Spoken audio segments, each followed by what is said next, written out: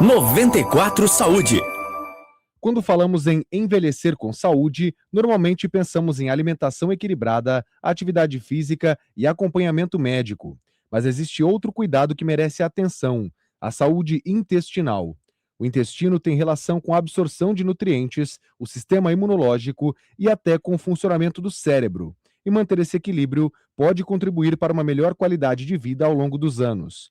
Para entender essa relação entre intestino e longevidade saudável e saber quais hábitos podem ajudar nesse cuidado, vamos conversar com a médica gastroenterologista doutora Maria Júlia Colossi. Uma longevidade saudável e um intestino saudável já começam com um bom cuidado da alimentação.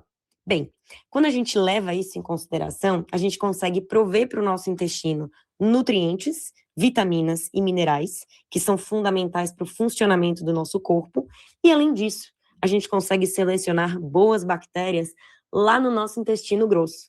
Isso é a microbiota.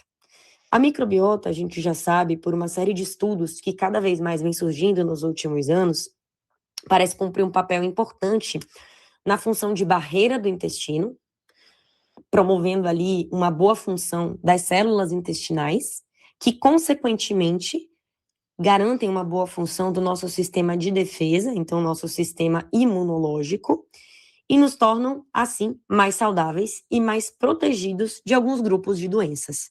A gente sabe hoje que a disbiose, o desequilíbrio dessa flora intestinal, está associado, em estudos de observação, à obesidade, por exemplo, a doenças cardiovasculares, inclusive a Parkinson e Alzheimer.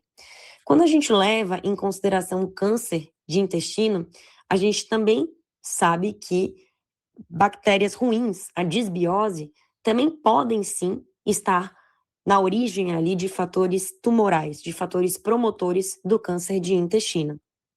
O eixo cérebro-intestino também se comunica através de vários nervos e necessita também dessa interface com a microbiota saudável. E uma microbiota desequilibrada aumenta a chance de se ter também intestino irritável, por exemplo. Por isso, para se viver mais e melhor, fica muito claro que cuidar do nosso intestino deve ser o primeiro passo. E cuidar do intestino significa estilo de vida saudável. Dieta rica em fibras, dieta rica em nutrientes, vitaminas, minerais, atividade física, uso racional de antibióticos, sono adequado e uma hidratação adequada também para o seu peso são fundamentais para garantir o bom funcionamento do seu intestino e o aproveitamento de tudo aquilo que você come.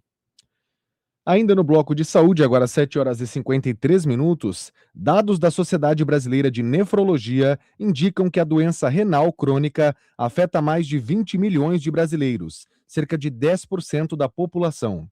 Desse total, mais de 170 mil dependem de terapia renal substitutiva, de acordo com o Censo Brasileiro de Diálise de 2024.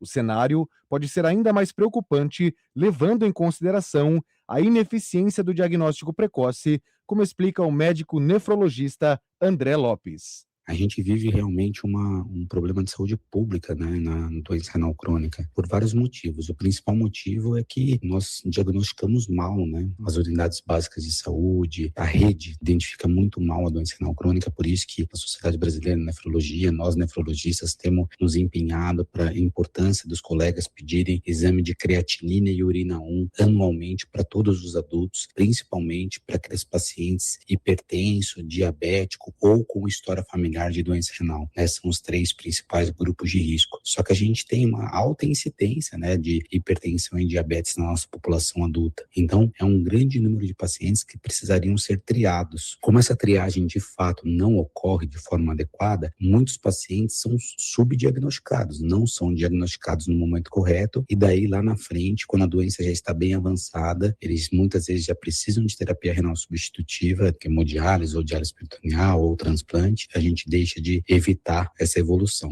Além disso, é importante salientar que a gente vive no Brasil uma crise sanitária, né? A ausência de vagas de diálise para todos os pacientes no Sistema Único de Saúde, sistema público. Então, o que acontece? Nós temos mais de 170 mil pessoas em diálise no Brasil, a maioria modalidade de hemodiálise, e muitos pacientes, principalmente na nossa região aqui, inclusive, ficam meses, 3, 4 meses internados, esperando a sua poltrona, a sua vaga na diálise, porque tem a limitação física, né? Então, a gente não consegue fazer a diálise peritoneal em todos os pacientes no domicílio, tá? Então, muitas vezes, a principal modalidade ainda é a hemodiálise. A hemodiálise tem a questão de espaço físico. Então, apesar das várias vagas disponíveis na cidade de Bauru, inclusive no SUS, ainda não são suficientes para atender toda a demanda existente. Esse é um problema que existe em todo o Brasil. Mais do que nunca, torna-se imperativo e importante a prevenção. É importante fazer os exames, diagnosticar precocemente para evitar que a doença renal crônica progrida a ponto de evoluir para rins terminais e precisar de substituição. Essa questão do rastreamento da doença renal crônica melhorou muito nos últimos anos no Brasil pelas campanhas frequentes que a gente faz no Dia Mundial do Rim para a Sociedade Brasileira de Nefrologia. Isso melhorou demais, mas mesmo assim ainda temos um subdiagnóstico, realmente isso ainda acontece.